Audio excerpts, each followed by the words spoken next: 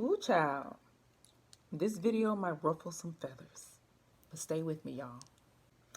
Hey, y'all. Coach Jamila here, your total wellness coach, speaker, and mother of five, and I help busy moms curate an action plan and systems that promote holistic and healthy living and habit change with grace and grit. Listen, I am an avid researcher. If you follow me or if you're new to following me, you will find that I love all things neuroscience, naturopathic medicine, holistic medicine, anything that has to do with your health and well-being, and your brain is my jam. So I came across this research, y'all, and I have to share it with you. So first, let's dive into the researcher, and his name is Dr. Daniel Amen. So, Dr. Daniel Amen, he is a psychiatrist, and he's been in practice for over 40 years. And in 1991, he was offered an opportunity to be a part of a study where he scanned the brain. So the study was called SPECT, SPECT. Definitely look that up, okay? So in SPECT, they go a lot deeper than your typical MRI. They actually can look at the blood flow of the brain, and they can look at the activity level of the brain, amongst other things, okay? So he has done over 200,000 brain scans in over 150 countries, and he has one of the largest databases of brain scans, y'all. So, I mean, this doctor is legit. He's a brain health expert. And what I really enjoyed about finding out about him is that as a psychiatrist, he is not one who just throws medication at his patients. He really believes in getting down to the root cause and finding out what is wrong, what is going on with the brain, and is there anything that we can do prior to just giving you medication, right? So I really like that about him. So that's a little bit about Dr. Daniel Amen. So his last name, if you want to look him up, is spelled like Amen, A-M-E-N. So definitely check him out. So I want to talk about this research that he did that I came across that I thought was fascinating. Okay, y'all.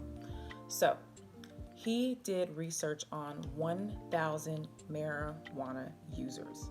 So this is what we're going to talk about in this video. Stay with me now.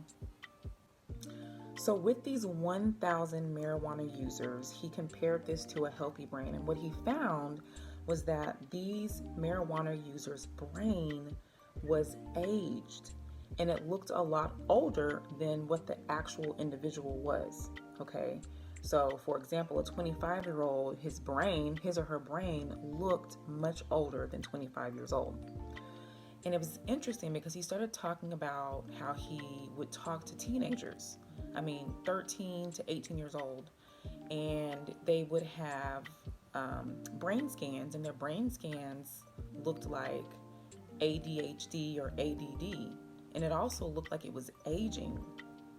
And so he would ask the teenagers, like, hey, what's going on? Why does your brain look older than what it is?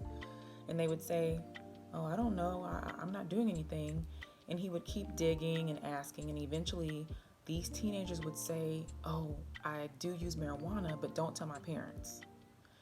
So interesting, from his patients, these young teenagers, he was seeing that their brain was aged, which maybe, I'm not sure if this is the reason he did the study for the 1,000 marijuana users, but that was a part of the story as he started talking about this study that he did.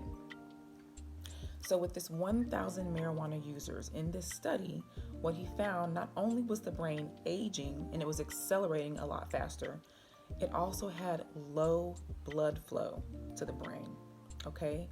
Also, every area of the brain had lower activity level, okay? This is fascinating to me because there have been a lot of myths going around that, hey, if you use marijuana, you can prevent Alzheimer's.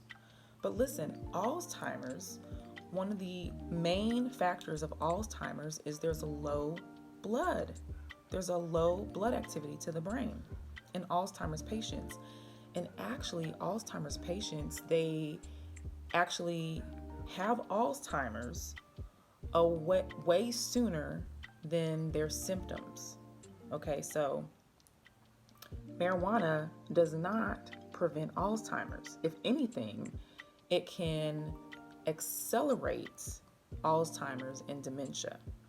So fascinating. It was very fascinating. So I'm going to put some pictures up of what some of these brain scans look like in comparison to a healthy brain. And you'll see teenagers to young adults. Another thing that was very interesting to me is a lot of the teenagers, he said this is a problem when teenagers use it because their brain is still developing, okay? And when the brain is still developing, you disrupt the development of the brain when you add another toxin to the body. So I thought that was fascinating. Another interesting factor that I want to bring up in his research was that teenagers who use marijuana had a higher risk of anxiety, depression, and suicide in their 20s.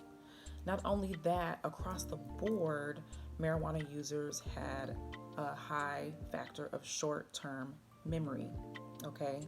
So if you are a marijuana user and you find that you're like, dang, my memory is changing, really, I hope this video is helpful because what's happening is the brain age is accelerating a lot faster.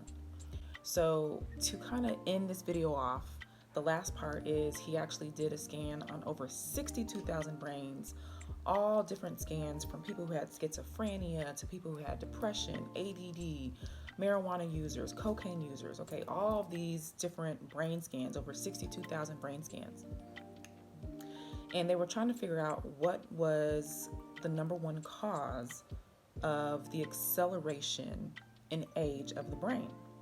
So he said number one, without a doubt, was schizophrenia. People who had schizophrenia had an acceleration of their brain aging a lot faster, and it was damaged as well. Number two was marijuana users. Their brain age accelerated at least 3 years faster than it should. Listen, I'm not judging anybody who does marijuana, but I do want to point out that anything that you smoke is a toxic to the body. It's toxic to your lungs and it's toxic to the body, okay?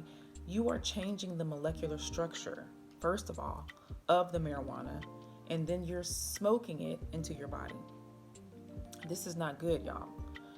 As I always tell my clients and people that I come across, if you take care of your body when you're young, it will take care of you when you're old. I know some people are like, I gotta live my life, but please be aware of what you're doing to your body, okay? Be aware of what you're doing to your brain. Your brain controls your body.